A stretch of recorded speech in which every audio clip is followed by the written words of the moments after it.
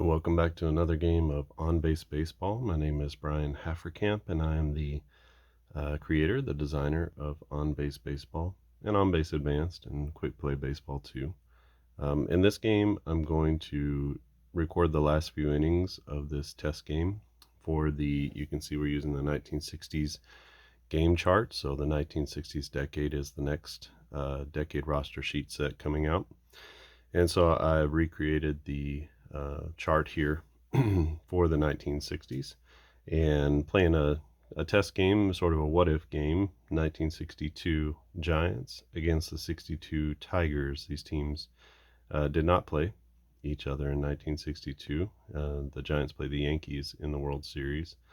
And so two good teams throughout the 60s, and it's the Al Kaline led Tigers against the Willie Mays led Giants. And so the Giants, I would say, well, maybe not clearly have the advantage, but they're actually pretty evenly matched teams. They have three just mashers in the middle of the order: Willie Mays, Orlando Cepeda, and Matty Alou. I'm sorry, I think it's Felipe Alou. In the middle of the order for the Giants, and then it's Kaline, Cash, and Rocky Colavito in the middle of the order for the Tigers. So all of those players are definitely all-star and better quality. So far, the game is 1-0 Detroit over San Francisco, and it's actually an Al Kaline solo home run in the fourth inning that led to the single Detroit run. San Francisco's had runners all over the place. In fact, they had bases loaded and only one out. And Cepeda hit into a 4-6-3 double play, which killed that rally. They've had runners on just about every inning, but the last three innings, Jim Bunning, who's starting for the Tigers, he's settled into a nice groove where he's gone 1-2-3 in the last three innings. He's at 27 is his stamina, and right now he's at 18. He's at 22 batters, so he's getting pretty close. His spot's not set to come up for another inning or two, so we'll see how that goes. Juan Marichal is starting for the Giants, and he went 1-2-3 in the first three innings, so he was just ripping through the lineup. Then he gave up the home run. Now he's back on a pretty good pace, only giving up one hit in the last two innings, so he's actually been pitching very effectively. His stamina is 30, and so he's at 20 batters faced right now. So we count stamina by batters faced in on-base baseball. And what happens whenever you meet that? Let's say you've already crossed your threshold and you go out for another inning. Then if you're pitching out of the first column, you go down to the second column. If you're pitching from the second, you go to the third. And every successive inning, you would drop one column. And you can see that you're dropping pretty precipitously as far as your FIP is concerned. So that's typically how I handle that. With these guys who are 30, 35, it's probably not going to be a difficult thing for them to complete a game as long as they're pitching well. So we go to the top of the seventh inning. It's 1-0 Detroit over San Francisco. Like I said, Jim Bunning is on the hill, and he is pitching out of this column. In fact, both pitchers are pitching out of this second column here. A 361 FIP for Jim Bunning that year, and a 420 for Juan Marichal. Marichal, I think is how you would say it. And so they're both pitching out of here. Marichal is sort of on this end, Bunning is on this end, but they are grouped together. So we have Alou, Bailey, the catcher, and then Pagan, the shortstop, coming up in the top of the seventh inning. So let's go ahead and roll, and we'll see how this inning goes for Jim Bunning. It's a 1-5. Alou is a 25, so that's going to be a ground out to the first baseman. First out of the inning. And Bailey, the catcher, is up. That's going to be a 6-6, and a 6-6 to an 8 is going to be another ground out. I've changed it to where an 8 and a 9 on a ground out is a ground out to the second baseman. So the shortstop gets the 6 and 7, second baseman gets the 8 and 9. That way maybe we can even out some of those grounders. All right, and 2 down, and Pagan steps in. He's a -13 batting runs. It's a 4-6. 4-6 to a -13 is going to be a fly out to left center, and the left fielder puts it away. That's going to be another 1-2-3 inning for Bunning as he's beginning to rack them up here at the end of the game. He's at 27-25 batters. He could theoretically go another inning without having to drop, so we'll see how that goes in this inning. Marichal, he's at a 30 stamina. He's only a 20 batters faced, so we'll see if he can continue to build on the momentum he's created the last couple of innings. There's Al Kaline is a 30. This is a 2-3. A 2-3 is going to be a ground out with an error check, so a ground out to short. And it is a 2, so we have to check and see. The shortstop is Pagan. He's a plus, so Pagan makes the play. And over to first for the out. Kaline is down for the first out of the inning. Cash is up now, Norm Cash. So a 27 is his batting run. So 1-4 to a 27. That's going to be a long single. And his speed is a 3, so he's going to stop at first base. But he is a single to left field. And it's going to be Rocky Colavito up next. A 3-6 to Colavito. Colavito's a 29, and a 29, that's going to be a fly out. If he was a 30, you could see that'd be a base hit. That's going to be a fly out to right field, right center. 2 down in the inning, and runner at first base for Boros, the third baseman. A 1-2 to Boros. Boros is a -1, so that's going to be a ground out to the third baseman. Goes 5-3 over to first, and Marichal gets out of there. No runs given up. He's at 24 batters faced, and he's going to come up this inning, so maybe it's time to go ahead and bring in a pinch hitter. We'll see. But Jim Bunning, we're just going to leave him out there. He should be coming up to bat the next inning, so we'll see if we can get through this inning here. It's going to be a Davenport as the third baseman, and then it's going to be the pitcher spot, and then Kuehn, I don't know how you say his name, Kuenn. He's the left fielder for the Giants. So this is going to be Bunning to Davenport. It's a 45, and a 45 to a 14 is going to be here. That's going to be just a straight up single. So catcher on first now. Let's go ahead and pinch hit for Juan Marichal. See if we can. The Giants need to generate a little bit of offense here. They don't have any great hitters at the top of the lineup. Kuehn is good, almost all-star level type player. Hiller is the second baseman. He's a -10 batting run, so he's definitely in there for his defense. We'll put it that way, and the ability to bunt probably. So we're going to go ahead and take out Marichal and find a pinch hitter. So we'll be right back with that. Okay, so we're going to go ahead and bring in the young Willie McCovey, 24 years old. Had 262 plate appearances in the 1962 season, so this is sort of pre-Willie McCovey that we've known. But he had a 17 batting runs in those 260 plate appearances, so definitely foreshadowing a great career to come. And so he's in a good spot here. He's got a runner at first. It's Davenport, the third baseman, and he's going to be facing Jim Bunning. And we'll see what Bunning can do here. Bunning is at 27 batters now, and so he's at his maximum, but he'll be able to get through this inning still pitching out of the same column. He won't have to drop. You could play it that way if you wanted to, that as soon as he gets to his stamina, then he drops, because you do this batter by batter. I like to play it that he can get through the inning before having to drop. If he comes out the next inning, he would need to go down a column. So that's typically how I play with this. But again, this is a game engine, so feel free to make your own rules and to homebrew things or pull things in from other games that you've done before.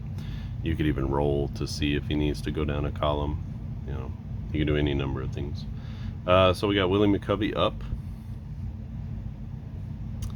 And let's get our dice back here. Okay, so McCovey's up against Jim Bunning. Key situation in the game, we got a runner at first base and nobody out. And there's a 5-6 and a 5-6 to McCovey's going to be a strikeout. So big strikeout from Bunning as he gets McCovey swinging for out number 1. It's going to be Kuhn, the second baseman. The left fielder up. That's a 2-4. This could be a double play. And a 2-4 to a 12 is going to be a double play. So it's going to be a 6-4-3. And just like that, Bunning gets out of the inning as the Giants can't capitalize on the leadoff single from Davenport. So that's number 2, number 3. And the Giants go down in the 8th inning. We head to the bottom of the 8th inning. It's going to be McAuliffe, Brown, and then the pitcher spot, which I think we'll get a pinch hitter there. Maybe we'll see. I don't know if I want to have him go out into this column. You can see this column gets pretty sketchy pretty fast. 33 is going to be extra home run, so instead of maybe a home run instead of a double, these top hitters are going to be, which you have coming up. You have Mays and Cepeda, who will be hitting in the next inning for sure, so they would be pretty exposed here. The pitcher would be pretty exposed here. Instead of doubles, you'd have 3 chances for a home run if he hit on a 33. A 24 becomes a single instead of a strikeout or a walk or a double play, and then these strikeouts down here become a walk. So you start to pile up potential base runners pretty quickly, and a 56 is something that you can hit on pretty easily. So as a 24, that's going to be definitely a number that you've seen hit on just in those 2 innings. So we're going to probably pinch hit for Jim Bunning, bring in somebody new who can pitch from this, hopefully this first column for the pitchers, and sort of swing the advantage back. He's been pitching out of this second column, which in the 1960s game engine chart, this column almost exactly coincides with the league average for all batters. So you don't see any adjustments here because basically anyone pitching here is going to be playing off of the batter cards. So if you got someone in the 1960s game who's pitching through here, which is quite a few of the pitchers, they're basically pitching at league average for the batters, so you're basically playing off the batter cards. So we have bottom of the inning. We need to find a new pitcher for the Giants to face McAuliffe, Brown in the pitcher spot. So let me go ahead and find a new pitcher for San Francisco. Okay, the new pitcher for the Giants is going to be Stu Miller.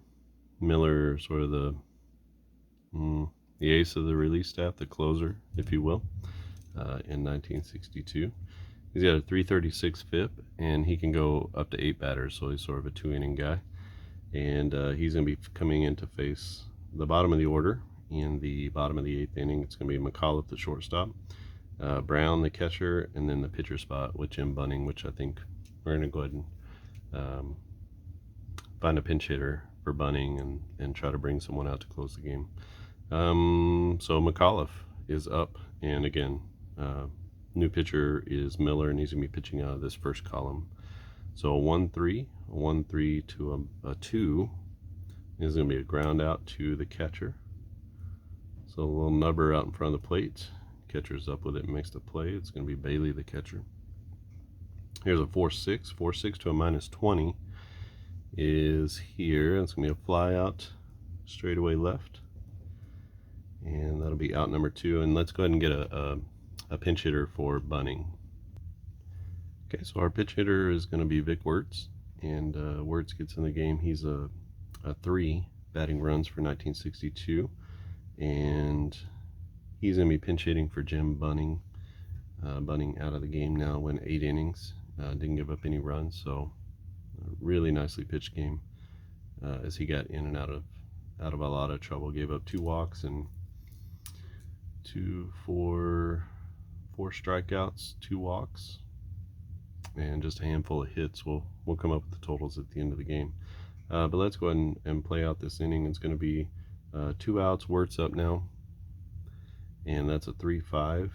3-5 to Wirtz is going to be a ground out to the second baseman. So the second baseman puts it away. That's going to end the 8th inning for the Tigers. And let's go ahead and find a replacement pitcher for Bunning. All right, we're going to go with Terry Fox. Terry Fox, a right-handed reliever, their best reliever for Detroit that year. He comes in at a 3.15 FIP, and 5 is his stamina. So he'll be pitching out of this column here. He just needs to get 3 more outs. He's facing the heart of the order. It's going to be Hiller, the second baseman, Mays, and Cepeda. And so we're going to see what happens here. Let's just leave Hiller in the game. He's a -10 batting runs. Might be smart to pull him, but we'll see what happens here. So it's a 2-6. 2-6 is here.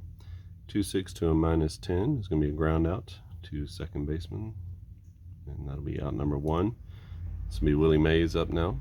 A 1-3 to Mays, who is a 56. That's going to be a ground out. A little tapper down the first baseline that the catcher jumps out, tosses over to first for the first out, just gets him. And a 6-6. A 6-6 is going to be to Cepeda.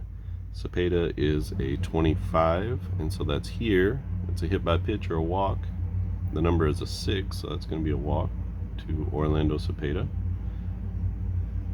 His stealing ability is only a 4 speed, so that's, it's not even 50%. It's 45%. So not gonna try to do that. We still have Felipe Alou coming to the plate.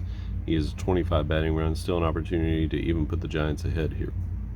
1-6 is going to be a fly out down the line, and the left fielder Colavito hustling after it makes the play at the line, and that's going to be the 3rd out of the inning, and that's going to close out this game between the Giants and the Tigers. A really good one as Detroit takes this one 1-0, and I'll go ahead and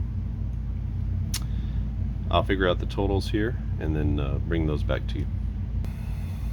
Alright, and we're back with the totals. Total is no runs, 4 hits, no errors for the Giants. 1 run, 3 hits, no errors for the Tigers. Our player of the game is going to be Jim Bunning. You can see Bunning here, 8 innings, 4 hits, no runs, 2 walks, and 4 Ks. Fox came in, got the save after 1 inning. And Marichal also pitched great. It was 1 pitch to Al Kaline, so nothing to be ashamed about. 7 innings, 3 hits, 1 run, no walks, and 4 Ks, so a really nice game for him. Again, Al Kaline with the only opportunity here, the RBI. He had the single there. Not many hits to be had by either team. Had hits from the top of the order here. So Kuhn, Hiller, and Mays all had a hit apiece, and then got 1 hit down here from Davenport. Best opportunity to score was here in the, the 1st, 2nd, 3rd inning. With 1 out, they had bases loaded, and then Cepeda hits into the 4-6-3 double play. He hit right into the double player K, so that wasn't even, it was an automatic double play. So a heartbreaker there, and then they just never found their footing after that. Hit into a fielder's choice, into another double play here, which was their only other real good opportunity to score. Had a chance here with a big fly to put themselves ahead and just couldn't do it. And the Tigers, God love them, they just didn't have a lot of opportunities, so it's a good thing that Kaline hit the big fly, because boy, they had no answer for Marichal throughout the entire game. Had a double here, but with 2 outs from Wood. That was a long single that got turned into a double because of his speed. He's got an 8 speed here. And then Norm Cash had a single with one out in the 8th inning, and just couldn't generate any offense. They really couldn't get any offense going. Colavito struck out twice. Cash was 1 for 3, but couldn't do anything with that. K-Line 1 for 3 with the home run. So those are big 3 hitters there, and just couldn't do much against Juan Marichal, who was dealing not many strikeouts, so just 4 strikeouts on the day, but ground balls, fly balls all over the place, especially ground balls. A lot of ground balls in the game for Marichal. So that's the final of the game, is 1-0 Detroit over San Francisco. So a really good game, nice and clean and crisp game. No errors, very few hits, and looks like the game engine chart is working. So the 60s, they're going to be down a little bit, as you work your way up to 1968. And there wasn't a lot of offense to be had in the 1960s. So this looks good, and if I play a couple more test games and things look good, I'll be releasing those out again. That's using this 1960s. If you can see it there, the 1960s game engine chart. So modified again for the 1960s. So I take all the batters, separate them out by column, and then look at their averages, and then create their outcomes based on those averages for that type of hitter. Do the same thing here for each column of pitchers against the average, overall average hitter base. So all the hitters combined, what are their average home runs? And I'm focusing specifically on home runs, walks, strikeouts. You can see that there are a couple of single options in here as well, just to sort of keep the batting average on balls in play down, because that's a key here, and then also to sort of raise it up for these pitchers. So instead of I need to bring Ks down for the worst pitchers, I need to bring Ks up a little bit for the better pitchers. So that's generally how it works. The better the pitcher is, the more Ks they have. Yes, even in the earlier seasons of baseball, when you look against the league average, fewer walks, more strikeouts, fewer home runs given up. That's typically how you're going to get, pitchers into these first 2 columns. And then the reverse is true over here. They give up more walks, fewer strikeouts, more home runs. So generally you see how they might cancel out. So instead of a double with a home run chance, now you have a home run for 3 types of players here. And here, instead of doubles for everybody or triple, that turns into an automatic home run for everybody. So not very likely that you're going to roll that 3-3 or the 2-2, but when it does hit, it's going to be runs on the board. So just trying to think about the balance, think about how we can sort of even things out against the average, so that these pitchers are actually having some sort of effect to push the average up or down. That's really what we're trying to do. The pitchers are nudging.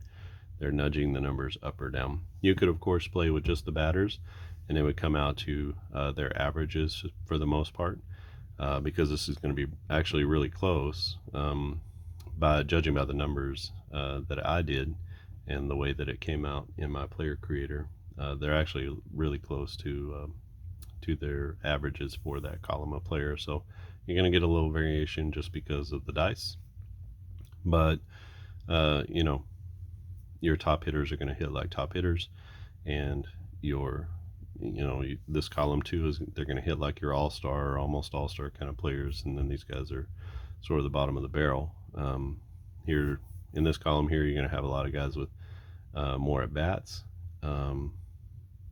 but they're not good hitters. So back in the day, having a shortstop that was a -20 batting runs, but he was a 15 defense, that was totally acceptable and legit all the way up until the 90s probably. And then, Alex Rodriguez started to change that. Cal Ripken, he started to change what a shortstop looked like in the 80s. So that started to make a transition really in the 80s and 90s to what we see today, which is, you have shortstops who are power hitters. So it's a little different situation.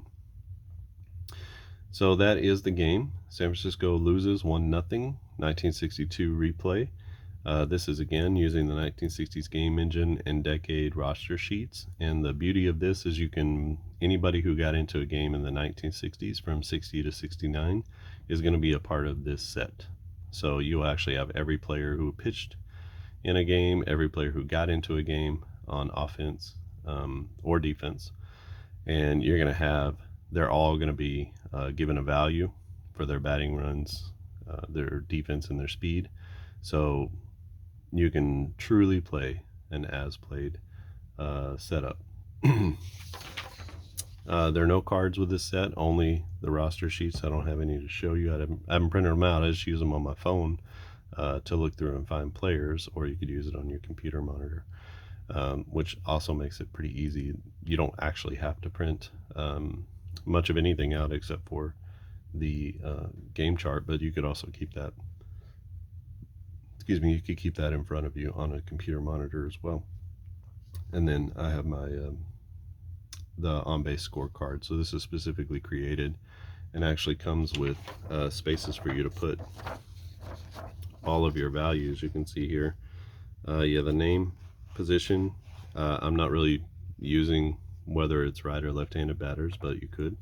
And you can actually homebrew your own rules for that. Maybe drop a batter one column. So if he's a lefty facing a left-handed pitcher, you could drop him one column. So you could do, some basic splits that way.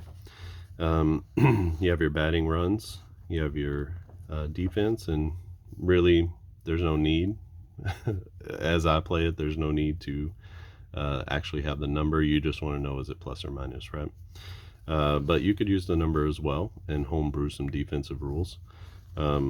And then you have your speed rating here. So everything I need to play the game batter to batter is actually on this score sheet here. And I don't really need to, to print anything out necessarily. You could certainly do that. Each season is probably 6 or 7 pages for pitchers. So front and back, that's, 3 or 4 pages. And then for the batters, each season is maybe 16 or 17 pages. So another 5 to 10 pages there. So definitely you could print front and back, put them into a binder, and then you'd have all of your players from the 60s, put a little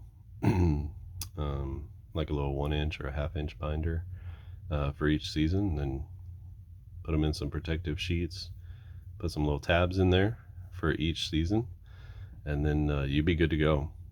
You could actually play seasons against each other if you wanted to do sort of a decades battle tournament or season, or best teams or worst teams, or however you wanted to do it. You would have every single player from that season, and they're all separated out by their teams. Let's see if I can pull it up here. So you can see here's an example. So here are the pitchers, but you can see these are the pitchers for Cleveland and Detroit. So I was looking at Detroit, and then right here next to the team name, you have their FIP, their stamina, and then it gets into all of these. You see these categories here. All the categories that would normally be on the cards for on-base baseball are here. It's your basic counter stats. It's also going to show you some sabermetric stats here with their K percentage, walk percentage, batting average on balls in play. And then, it's just separated out here by team. So you have all the teams here. And in the same file are your batters, right? So you have your batters with your batting runs, defense, and speed immediately after the player name. So you can easily get to those. You have your sabermetric stats. You have just your counter regular stats as well. So whatever you feel comfortable using to make player evaluation or determinations, you can do that. WOBA is something that goes all through baseball history. Same thing with weighted runs created plus and WAR. So even with older sets, you get some of these sort of top-level sabermetric stats. So this is what I was using to find the players. But you can see here that Hank Aguirre is a pitcher. Jim Bunning is a pitcher. So you even get the pitchers in here because each pitcher has his own batting rating. Bunning and Aguirre is a -19. They hit out of the same column, but obviously they have different fielding ratings and different speed ratings as well. So every player who played, regardless how much they got into a game, is going to be part of this 1960s decade roster set. And right now, the 70s and the 80s are already out there to purchase. I'll put the link down in the description. And if you have any questions or comments, suggestions, anything else after having played these sets, let me know. This is really sort of a DIY setup, so there's no cards. They're PDFs, and you can sort of play it digitally like this, like I just showed you, or you know, this is my setup. So that's all I'm doing to play the game. I have my score sheet, I have my game engine chart, I have my phone, and that's all I really need. So it's a very small print footprint if you want it to be. It can be more, it can be less. I suppose you can even take the numbers and make your own cards if you wanted to. I appreciate you not disseminating that, but you certainly could create your own cards or whatever using the numbers from the PDFs. So there's a lot of ways that you can do this. Basically, I wanted to give the world a game engine so that you could take this game engine and play with any players in the history of baseball.